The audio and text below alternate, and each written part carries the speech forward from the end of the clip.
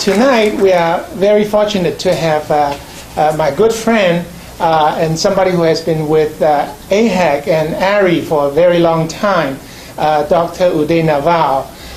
He was the former president of the Indian academics in America, and he has also been teaching at Lehman College for the past, shall I say, 25 years, Uday.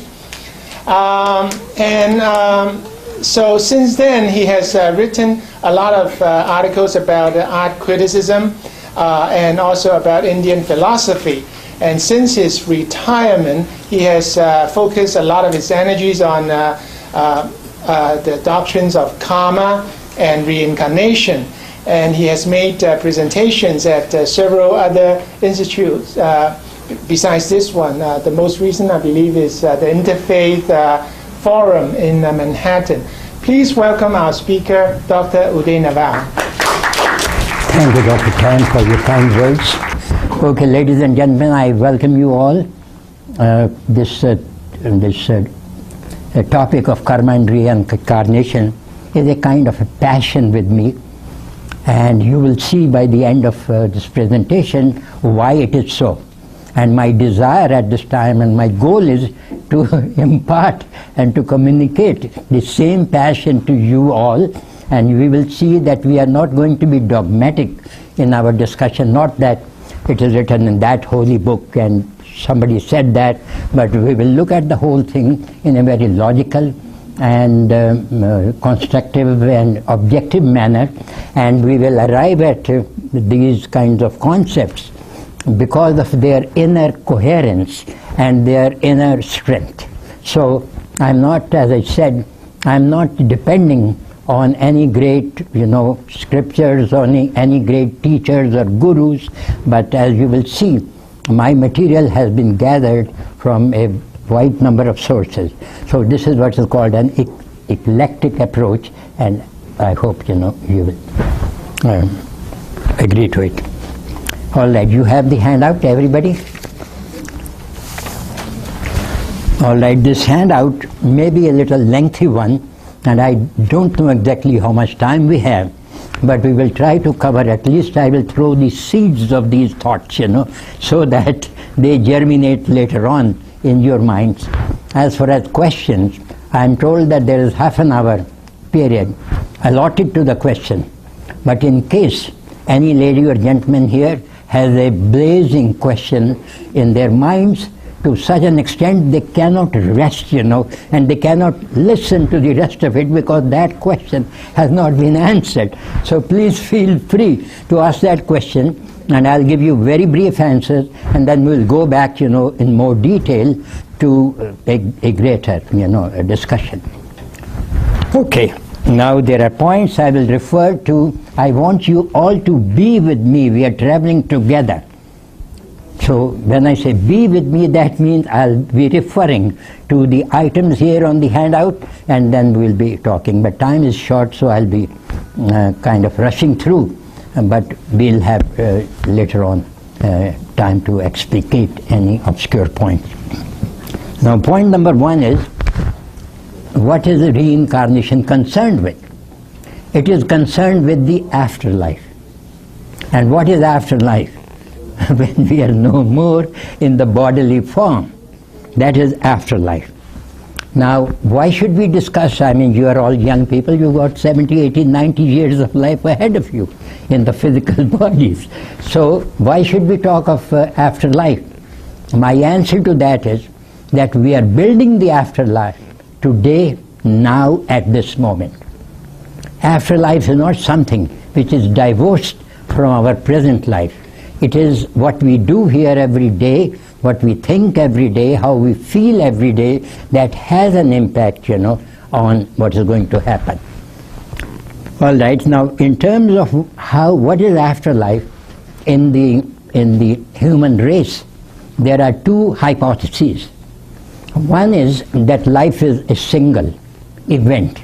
You are born, you die, and that's the end of it. And your soul goes to either heaven or to hell and remains there for how long? Nobody knows, until eternity. That is one hypothesis. This is called, we might call that the single life hypothesis. On the other hand, there is a competing hypothesis, and that is called multiple life hypothesis. Multiple life means you and I. We were on earth many times before today, and we will again come back to earth many, many more times until a particular stage is reached when we don't have to come back to earth. So this is, in brief, the multiple life hypothesis. Now, the next point is, what is it that reincarnates? Now, has everybody heard of the word reincarnation? Anybody who hasn't? I talked to somebody this morning, about 10 o'clock, called me, an American young lady, and she said, I understand that you are giving a talk today, it is going to be webcast. I said, yes, that is true. She said, what is reincarnation? She asked me, and I was a little surprised because she is an educated woman. She is Jewish, but she is educated and she lives on Long Island. She said, can you tell me? I said, listen to me then at that time, and then we'll talk about it tomorrow. Okay, so everybody knows what is reincarnation. Re means again, incarnate means to come into the flesh. Carnal means connected with flesh and with physical body. So reincarnation means that there is something that comes back and takes the form of the body, comes in the bodily form. Now, we all know that, everybody, this is a truism, that we have a body and we have a soul. Now, people say, I have a soul. Actually, that is not the best formulation. People should say, I am a soul and I have a body. Because soul is permanent and the body comes and goes.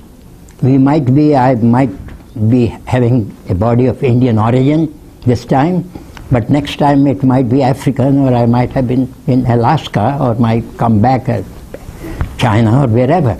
So this body keeps on shifting but whatever is inside the body, that does not shift. That has got some entity which is permanent.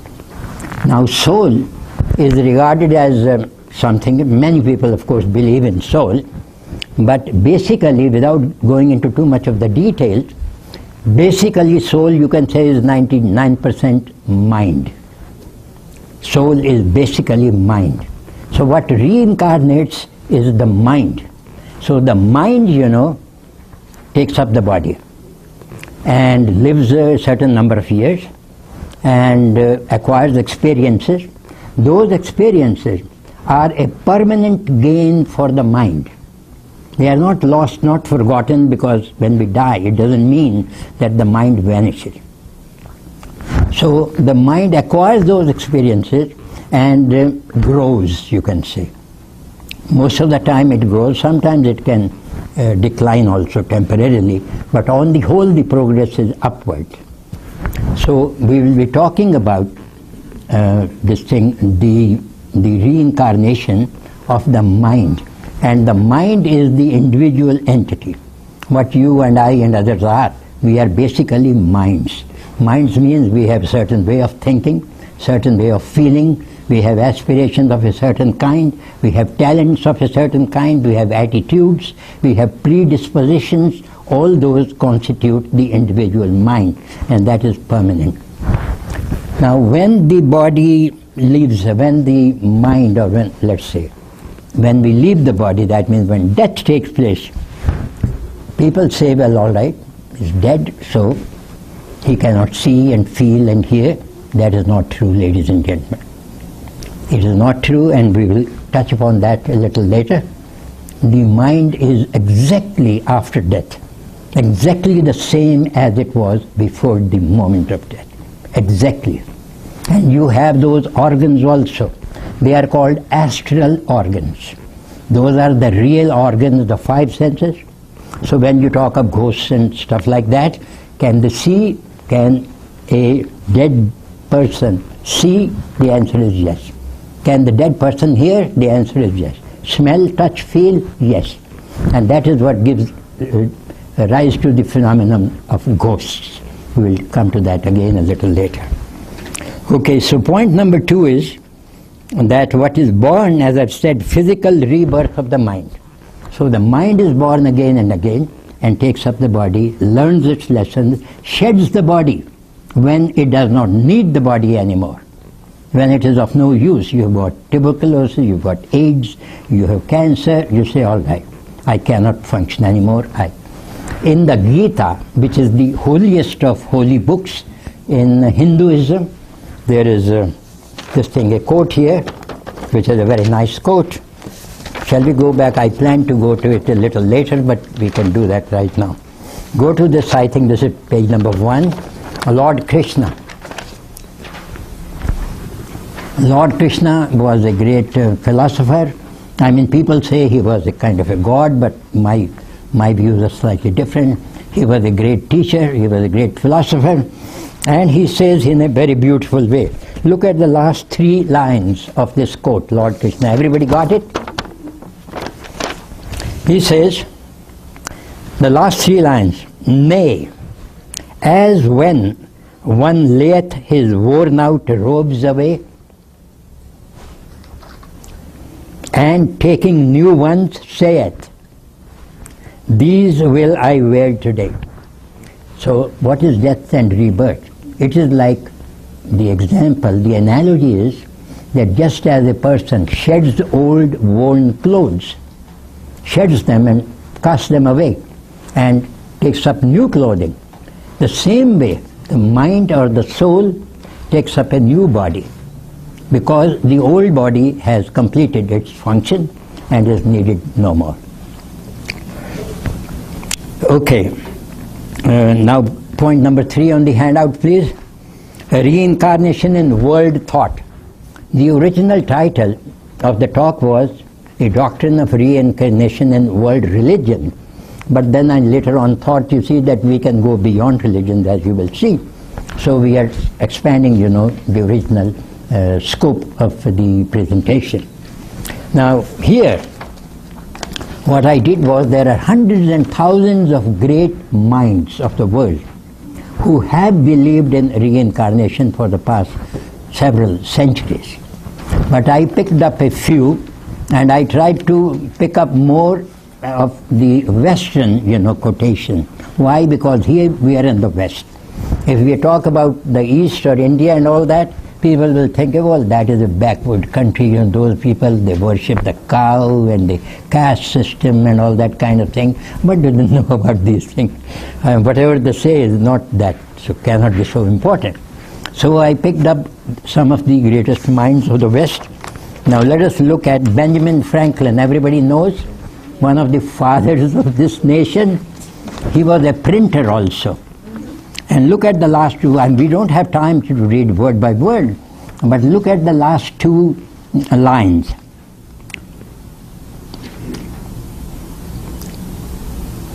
Okay, last 4 or 5 lines.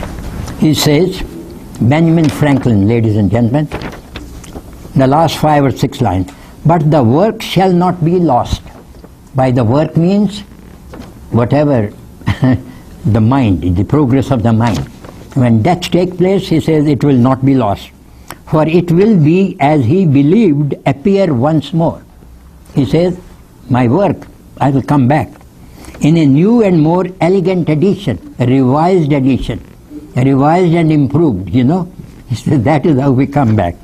Revised and corrected, this is wonderful. By who?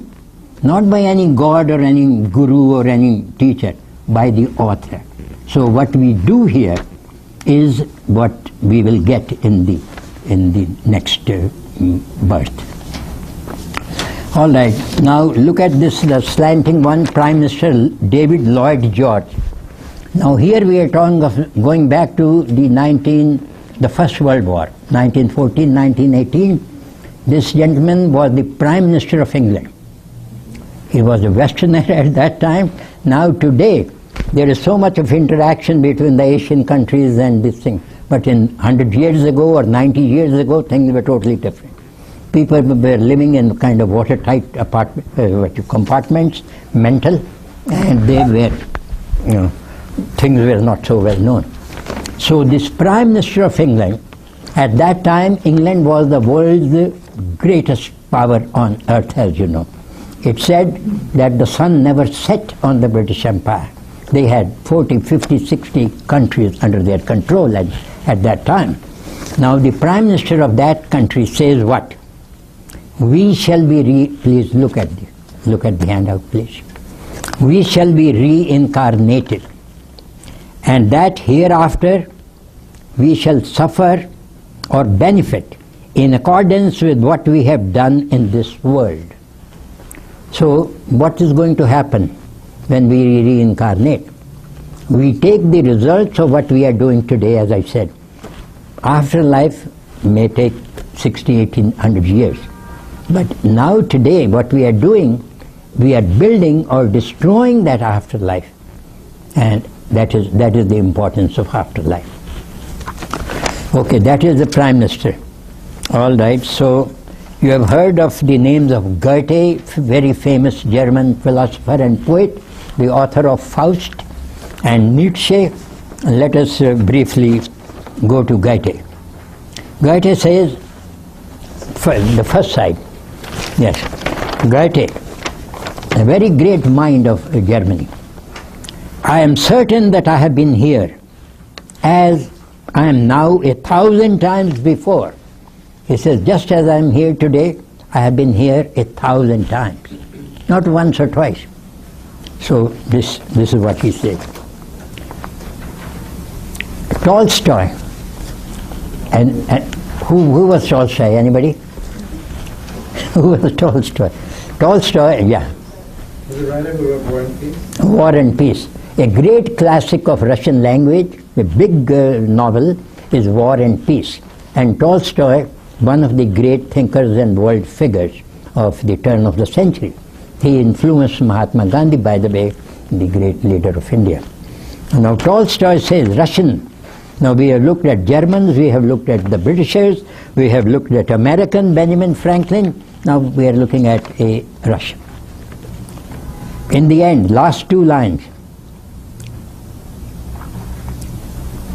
The deeds of the preceding life give direction to the present life. So what he says I did in the past life gives me direction and gives a format for me to live the present life. This is what the Hindus call karma. So this is Russian. Okay. Let's go to the back. Now Walt Whitman, regarded as the greatest poet of America, Walt Whitman. By the way, where I live, you know, in Long Island, Nassau County, there is a Walt Whitman house there, and I pass by that every day. Now Walt Whitman, at the end, towards the end of his poem, the last two lines. Round and round we go, all of us, and ever come back thither. He says these are the cycles of birth and rebirth, and we come back. Okay, Jesus Christ, Henry Ford, look at, of all the people, Henry Ford, an arch materialist who invented the car and who put billions of cars on the road. Now what Henry Ford says, I mean, he is the last person to think of spirituality. I mean, you won't imagine that Henry Ford had time to think of beyond building cars. Henry Ford says, I believe that we are here now and will come back again. Very clear statements. I mean, there is no ambiguity. Okay. Now look at here Khalil Gibran.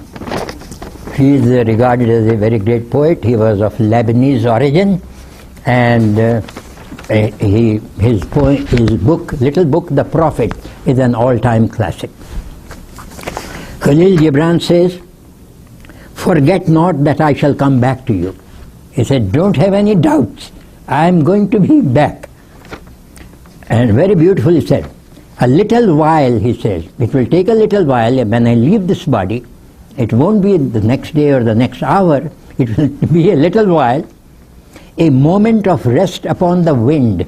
Upon the wind means in the super world. And then what he says, and another woman shall bear me. I'll be in the womb of another woman. I'll have another mother and I'll be born.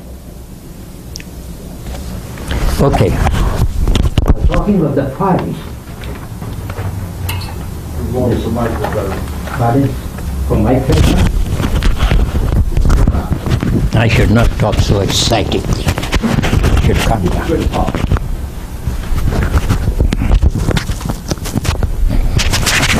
The whole world is seeing how clumsy I am.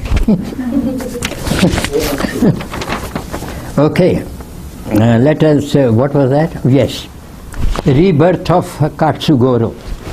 Now this is Japan now, we are in Far East territory. This is a story of a 6-year-old boy whose name was Katsugoro. He said, you see, when he was 5 or 6 years old, he said, this is not my house, you know, I lived there in that village over there, 100 miles, 50 miles away. And he described that was my father, that was my mom, and this was how the house was. They listened to him for, this is a child, you know, his fancy, his imagination, he's fantasizing. But then when he persisted, they say, all right, let's take him over there. They took him over there, and he says, everybody stay back. He led the way. He said, make a left turn, make a right turn, stop here. And the house is like that, and these are so many rooms there, and so many, all that. Now, this happened in Japan. And we will talk a little later about, you know, what else has been done. Okay, back to the handout. So we have talked about the world thinkers. This is the first bullet on item number 3, world thinkers. Indic tradition. Indic tradition means tradition which originated in India. That is Hinduism, and there are smaller ones, Jainism and Sikhism. Sikhs are those people with beards and turbans, as you know. Okay, they all strongly believe in reincarnation. In fact, reincarnation is so unnoticed because it is fed with the mother's milk there. And in ordinary language, you see, I mean, people, they use this. Okay, what can you do about it? It's a question of, in past life, you must have done something wrong, and now you're reaping the fruit of that, or must have done something great, and you are enjoying the benefits of that. So, all the Indic tradition, Buddhism is also an Indic tradition because it originated in India, but I have put it over there because in India there is not a large number of Buddhists anymore, and Buddhism has spread to the Far East, Japan, Korea, China, and other places. Now the Semitic tradition. The Semitic traditions are those which originated in the Middle East. They are Judaism, Christianity and Islam. Now in Judaism there is let me submit here, that the original teachings are very much different, many times, but often they are very much different from the current tradition. What the prophets have said, it is not followed, but it has been kind of reinterpreted 100 times, and people have done that according to their own needs, desires, or their tendencies and temperaments. What is Christianity? The established Christianity today is not, in my opinion, what Christ taught. The Christianity of today was taught by St. Paul, and it is St. Pauline Christianity. And what was that? Christ said so many things. St. Paul said, simple, believe in Christ and you will get the divine, eternal life. So if there are two murderers who murdered somebody, and they are both injured in the police shootout, and they are on hospital beds now. If one of them says, I believe in Jesus, his salvation is sure. The other says nothing, he is going to hell. Now, do you think there is any logic in that? That 5 minutes before you die, you say, I believe in Jesus, and then you see all your sins are forgotten? It doesn't seem logical. I mean, this is not the kind of universe, you know. I mean, it doesn't make any sense. So, but Christianity did believe in reincarnation, and there are many sayings, but then they tampered with the original Bible, and in the convention of Constantinople in the 5th century, they discarded the notion of reincarnation. Why? Because the notion of reincarnation depends upon effort of the self. If you want to grow and progress and evolve, you have to put in effort yourself. So they didn't like that. They said, we believe in Christ, and Christ is the savior of everybody, and all that you have to do is to say, I believe in Christ, and then everything is hunky-dory for you. Now that kind of thing, in my opinion, doesn't make too much, with all respect to the Christian members of the audience. Okay, so the Semitic tradition, Kabbalah, is the Jewish mystic tradition. And Kabbalah people, I took a course in Kabbalah just to understand what is Judaism, and I found that they were all the time talking of reincarnation there. So in Christianity, Bible, there is a very famous quotation from Jesus. There was a fellow called Elijah in the Jewish Bible, that means the Old Testament. Now it was the prophets in the Old Testament said that Elijah is going to come back. So when Christ was there was this fellow Saint John the Baptist, and people thought that Christ was Elijah come back, but Christ says no, it is Saint John the Baptist who is the rebirth, who is Elijah reborn. I mean, this is officially in the Bible, and there are other some indirect hints also. So the Bible, there are hints of reincarnation hypothesis in the Bible. Then there is the Quran, and the Quran is the most difficult, to interpret, but there is a quotation from the Quran here. It says it is surah. Surah means chapter number 2, verse number 28. And it says, last 3 lines, and you were dead. He brought you back to life. He means God. And he shall cause you to die. You will die again. And shall bring you back to life again. That means that once you were dead, he brought you back to life. You are going to die again, and you will be. That means again, as you said, that multiple lives, that a person is born again and again.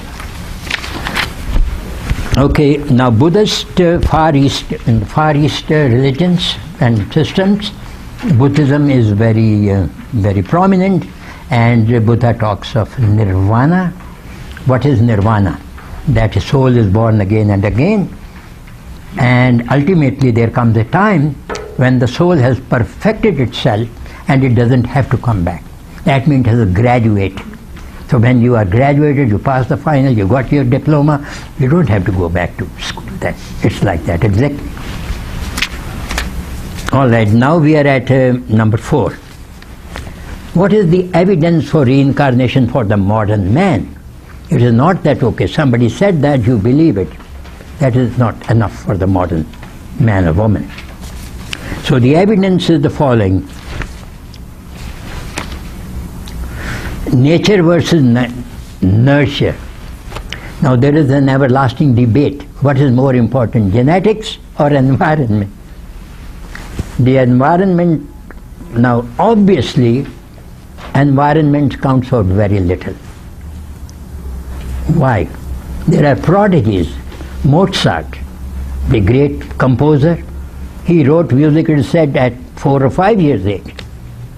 There is a girl, you see, I read in the New York Times a few days back, a Palestinian girl, age 13, whose parents migrated to Italy, and there she wrote a book on Palestine situation. 13-year-old girl, and she wrote a book, and that book became bestseller. It was only about 2 or 3 weeks ago in the New York Times. Now, do you think, you see, that was because of the environment? No, it is the inner merit. It is the inner talent. And that inner talent has been acquired over a number of successive lives.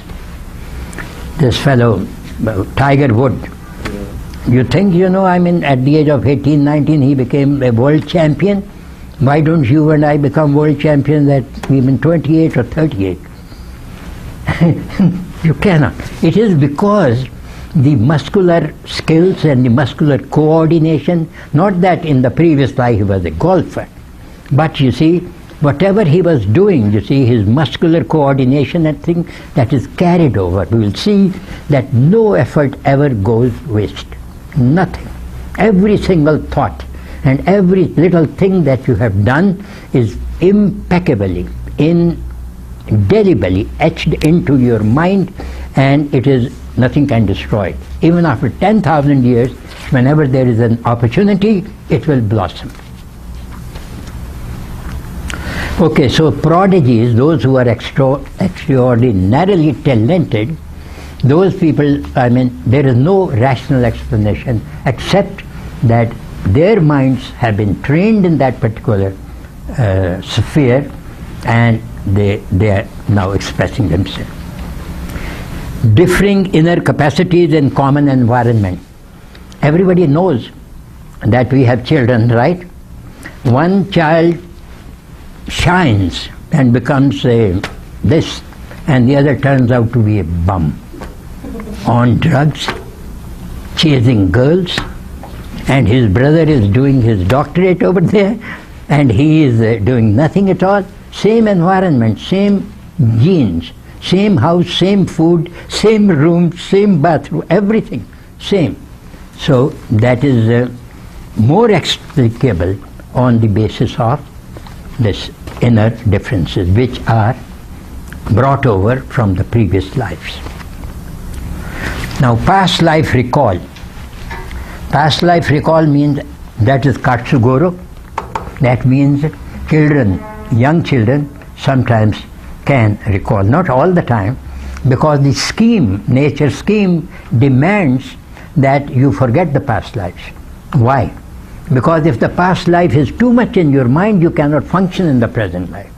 So the nature obliterates the past life by the age of 3, 4 or 5. And then you see the impressions of the present life, they are superimposed over the past life impressions, and ultimately you live only in the past life. But there are rare cases where the past life impressions continue, and they also support that this particular mind or this particular child had lived before and remembers his past life experience. Next, life's unexplained rewards and punishment. Somebody wins the lotto, you say, oh, he's lucky. There is no such thing as luck. You have deserved whatever you get. A family is in the car and everybody perishes in an accident. Not. There is a reason behind that, and that reason goes beyond the present narrow, visible existence. Because the invisible world is like 1,000,000 times larger than the visible world. You see, if you look at the light, the spectrum of light is from here to there, but our eyes can see only this much. Similarly, the sounds, the spectrum is as wide, but you can only hear a certain degree of range of decibels. Below that, our ear incapable, above that, incapable. Similarly, so if everybody says, show me the reincarnation, show me your mind, show me your soul, it just cannot be done. If somebody says, show me electricity, all right, touch the live wire and you will know. Show me gravity, all right, jump from the window and you will know. NDEs, the next point, we are in item number 4. NDEs are near-death experiences. There are people like Raymond Moody, a psychiatrist and an MD, and there are people like Betty Eddy. They have documented that when a person dies, then you see, after death, they come back to life. They come back to life because of the modern medical technology. Formerly, when a person was dead, Now, when a person is dead, may not be really dead. So he's dead for 5, 10, 15 minutes, but they put the mass and rub the heart and they put respiration, all that, comes back to life. During those 10, 15 minutes, they have experience. That means that their senses were not dead. They've heard something. People say, okay, when they pronounced me dead, I was there at the ceiling. And I was looking back at my dead body over in the hospital. And the doctors were talking and nurses were saying this thing. They hear everything. Now these are documented. I mean, these are written by Western scientific minds, you know, like MDs. They are not written by credulous people who believe in all kinds of nonsense. Okay, Western revelation. Now in the Western world, there has been one of the greatest psychics of the world. Who is a psychic? A psychic is a person who transcends the 5 senses and gets knowledge directly from the invisible realm. Psychic. Edgar Cayce. If you go to West Virginia, the city, over there, there is an institute there. I have been there once or twice. And Edgar Cayce, he died in 1945, which is not that back, too far back, and he diagnosed the illnesses of 2,500 people on the basis of what the past connection was. He said, you were like that, and that has been carried over, and that is why you are ill. And those are documented, because 1945 is not that bad. If you go there, there is a museum, and there are all American people who are well educated, those people. Then Theosophical Society. Theosophy is a movement which was started in 1875 in New York City. And a couple of streets away they have an office there, on 42nd Street, I believe. It's 1 or 2 streets away, it's very close. They have their weekly meeting and they will talk of reincarnation, and there are a lot of books there and there are lectures there. If you are kind of non-believers, go and attend their lectures, not too far from this place, and you'll. So in the Western systems of thought, people like Edgar Cayce made 14,000 predictions, and they are all recorded, and they have been, many of them have been verified. Okay, modern research. Dr. I.N. Stevenson, he has written a book called 30 Cases Suggested of Reincarnation. So he studied 30 children who were able to recall, and he wrote down that book. Then Dr. Brian Weiss. There are MDs, all these people. They are not credulous, superstitious kind of people and illogical kind of people. Brian Weiss's book is Many Masters, Many Lives. There he describes, you see, he had never heard of reincarnation, but he was a what's called a hypnotist. He was trying to cure a patient, and the patient said, I'm in 18th century. He was stunned. He said, okay, so he carried out, further research and other sections and all that, and as a result he wrote that book.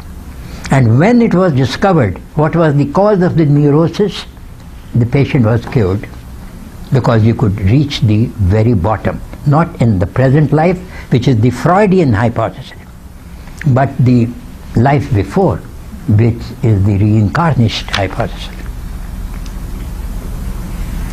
Okay, number 5 now. Reincarnation as part of a cosmic pattern. Now if you say, why reincarnation, why should the soul? Ladies and gentlemen, the answer is, everything reincarnates. This is the fundamental principle. The sun reincarnates every morning. The spring and the winter reincarnate every year. The flowers reincarnate the waves reincarnate, the tides reincarnate, because the principle of cyclicity is inherent in the universal cosmic structure. So don't think that this is something totally unrelated. Okay, the next subheading under number 5 is spiral resurgence. What is meant by spiral resurgence?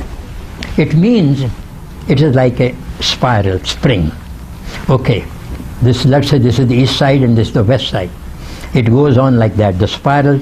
Okay, now it is east and then it goes to west, comes back to east. But when it comes back to east in the spiral form, it is not exactly the same point. It is a notch higher. So when things come back, they come back in broad pattern, but they do not come back in minute detail. The minute details are different. And generally what happens is that the process is generally of progress. So spiral, so things are cyclical in nature, but the recurrence of a particular spot on the cycle is not exactly the same, but a little higher. So this is exactly what happens in reincarnation. Okay. Now we cannot understand reincarnation until we understand the doctrine of karma. And in fact, karma and reincarnation are like twins. And they are like those twins which are inseparable. You cannot separate them. What is the doctrine of karma? Karma means the law of cause and effect, simply. You do one thing, you jump from the window, you will break your knees. All right? You smoke for 40 years and you will get cancer. Right? You shoot yourself in the head and you will be no more. Laws of cause and effect. Those are physical laws. But the law of cause and effect works in the moral realm also, in the ethical world. That means if I do good to you, the good will come back to me. Not now, not this moment. Some form, not from him. From I do good to him, he does good to me. But the good will come back. I hurt somebody, that hurt will come back to me. This is the cause and effect in the moral realm, ethical realm. It is also called the like begets like. Like begets like means if you do good, good will come back. Each after its kind. These are the different phraseologies about the law of karma. What we sow, we reap. In every religious tradition, faith, it is said that whatever you do, you're responsible for that. Good deeds will come back to you, you will be rewarded. Bad deeds will be punished. I think there is no controversy about that. Now the nature of karma, number 7.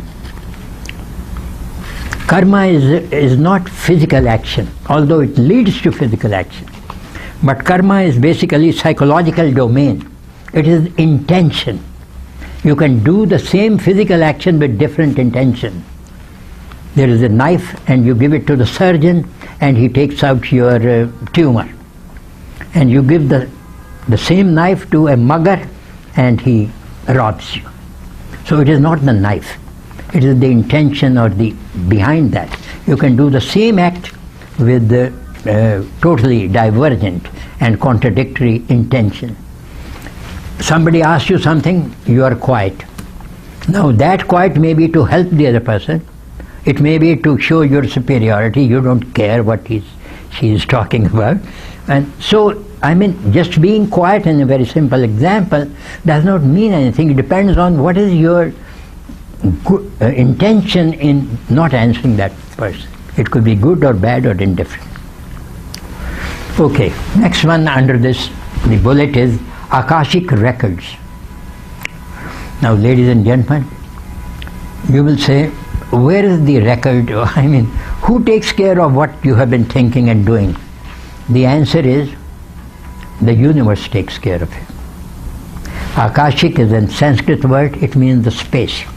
Every thought, every feeling is recorded for all eternity, for the next trillion, billion years, forever. It is recorded. And there are people who have access to those records, and those are the psychics. Edgar Cayce was one. On Edgar Cayce, 200 books have been written. Go to a library and, check out, just for fun, just for out of curiosity. So Akashic records is the universal a kind of a registry where everything is recorded, and it is possible if you are advanced enough spiritually, then you can have access. Now karma is not punitive. Now if you say, all right, you have done something wrong, you should be punished. The law of karma, it does punish, but the idea is not to punish. It's like a loving mother. The idea is to correct. The loving mother might slap a child, might rebuke a child, but the idea is not to crush the personality of the child. The idea is to correct, the behavior of the child. So the function of karma is to educate. And it is up to us, how we want to be educated. If we are intelligent, then we can take hints and start doing the right thing. If we are not intelligent, we want to be beaten a number of times so that the sense is instilled into our heads. I mean, you say, you stupid, how many times have I told you? This is Lord. But it is not their intention to do that. No cosmic accountancy. That means also, this is the point. Supposing you have hurt somebody 200 times, I mean not somebody but all the people 200 times. Does it mean that you will be hurt 200 times? The answer is no. If you stop hurting, all the 200 hurts that you have caused will be washed out. Because the idea is to stop your mentality of hurting. So the idea is to make you realize that hurting others is not good. So if you have learned that lesson, you don't have to pay for every wrong thing that you have done. Because it's not, like a mentality, all right, you owe me 10 cents here, 5 here, the total is 29.75, you pay me every. No. They want to change you, the Lord of Karma, they want to change you, to educate you, to make you a better human being. If you have learned the lesson, everything else is washed out. Okay, no personal tit for tat. If I have hurt a particular person, it is not, karma doesn't say that particular person will hit me. I will be hit, but that hit may come from somebody else. So it is not like you did that and I will do that to you, not necessarily. So this is a nice phrase, the next one, meeting self. Meeting self means whatever happens to you, nobody is doing it to you. You are doing it to yourself. It is like standing before a mirror and you see yourself. You have a tragedy, that is what you created. You have a great bonanza, you created it yourself. When did you create that? Maybe earlier in this life. Now those people, the snipers, the two people, the little one, 17 years old, and the other one, who killed 10 people. Okay, I mean now they are in jail and they are, so why are they in jail? I mean they did that and they were caught. But everybody is not caught during the same life. Sometimes you will be caught in the next life or the one after that. It is said that the karmic results can be carried over to 5 or 6 future lives. 5 or 6, not 100. 5 or 6 future lives. This is what I have heard. Okay, the goal, next one, is the reorientation of attitudes. As we have already mentioned, that the karma is there to educate you, to make you a better human being. How do you become a better human being? Purity of thought. What is in your mind? No cheating on the IRS return. 15th of April is coming. Remember that. Okay? If you were late, just because you were sleeping, don't come and say, oh, the traffic jam was so much over there. You see, there was a disabled car. There was no such disabled car. You just didn't get up on time. So, purity of thought and compassion for others. Compassion. Be kind to them. Forgive people's mistake. Everybody makes mistakes. We make. If you count your mistakes and one day do this practice, write down, take a pencil and paper, every time you make a mistake, write down. You will be making 10, 20 mistakes every day, little and big and small. Oh, you shouldn't have said that word, you should have done this thing on time, you should have called your nephew or your grandma, all those little things. I mean, be a little introspective. Everybody makes 10, 20 mistakes every day. So, as Christ said, if you do not forgive, the Heavenly Father will not forgive you. That is karma. That means you can't say that, all right, I'll go on doing the wrong things and then I expect that all those will be forgiven by the Lord. That is not possible. Okay, very important. Next point. In karma there are two strands. Am I talking too much? How much time is left? Okay. Just after 7. Okay. All right, I'll try to speed up. Okay, very, very important point, ladies and gentlemen. There are two strands in karma: continuity and correction. Continuity means the good things are maintained, retained, and carried forward. So if you practice singing 20 years, you cultivated your voice, in the next birth you will be born with a beautiful sonorous voice. Continuity, it will not be lost. That is the principle. No effort goes waste, as we said. So, and after that, the second principle is correction. Correction means if you are doing wrong things, then you will experience the results of wrongdoing, which will be suffering. And the idea of suffering is not to punish you, but to make you realize that you have been doing wrong. So if there is a teacher and there is this student has submitted a third-class paper, the teacher gives an F. Why does the teacher give an F? It is not to punish, it says, okay, come back, redo it, come back. So that kind of thing, the idea is to correct. So the good things that we do remain with us, and the wrong things that we do have to be corrected by us. Nobody else can correct. There are some teachers who say, oh, believe in me, I will give you salvation. In my opinion, that is sheer nonsense. Nobody can step into the mind and shoes of anybody. Everybody has to seek salvation for themselves. Okay, correction. Now we are in the second column. Correction, infinite chances given. You see, this earth school, where we are now, you and me, this is regarded as a school. And our minds have come over and taken over, enrolled in the school. And if we fail, can we drop out? Oh, I don't want to go to school. Sorry, you have to come back next time. And one after that, maybe 20 times, maybe 100 times. You have to come back. You cannot drop out. So nature is so beneficent that nature gives you chance after chance after chance to correct yourself.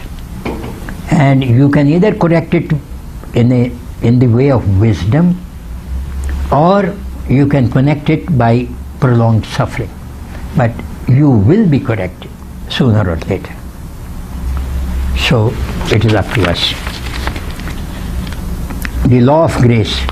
The law of grace says, I think let's skip that for the moment. Okay, kinds of karma. There are 3 kinds of karma. One is which is in operation. That means we are reaping the fruits, good or bad, of the past deeds of our earlier life here or previous life. This is where we have no control over that. We have to undergo that. That is the karma in operation. Then the karma in abeyance, karma which is in cold storage. Because everybody has done hundreds of wrong things. Now they are not to be corrected in one single life. So in this life we are correcting 2, 3, 4 or 5 big things. For example, if one person may be prone to bouts of anger, the other person may be prone to intoxication, alcohol abuse, the third may have a propensity towards crime. So 2, 3, 4 things can be handled. Now what about the other wrong things? They are in cold storage, but they will never be forgotten. So in the next life or the one after that, when the circumstances are propitious and right and favorable, that karma will generate itself and will. And the last one under number 9 is in process. We are not only receiving the effects of karma all the time, we are building karma also all the time. So karma in the making. So I'm sitting here. If I say, okay, these people in front of me, they won't do nothing, and I'm a great scholar of this reincarnation, I'm already committing bad karma. If on the other hand, if I say, no, what I'm telling, I am committing and you also are committing karma at this very second. There is no second, split second, no nanosecond in life where we are not committing karma, either by thought or by word or by deed.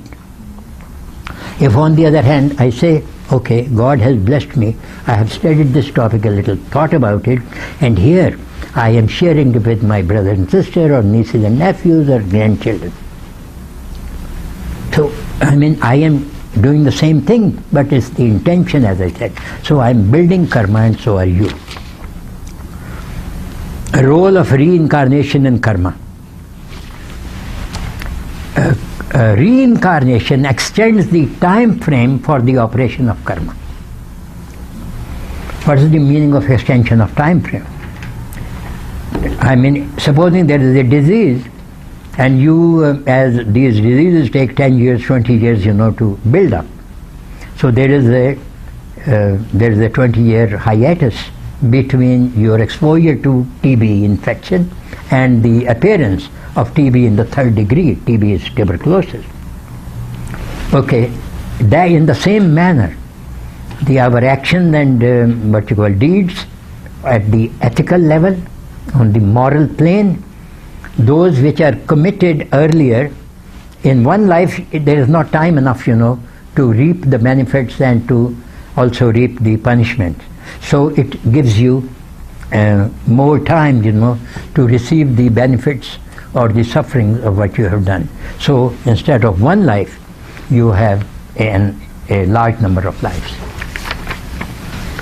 Learning is a slow process. Karma gives you a lot of time, because learning, as we know, learning is not easy. Learning is extremely slow. All right, the next point is cumulative progress builds on previous achievement. We have touched on that already, that the effort put in the previous lives is not wasted, but it is there very much, every little bit of it. Every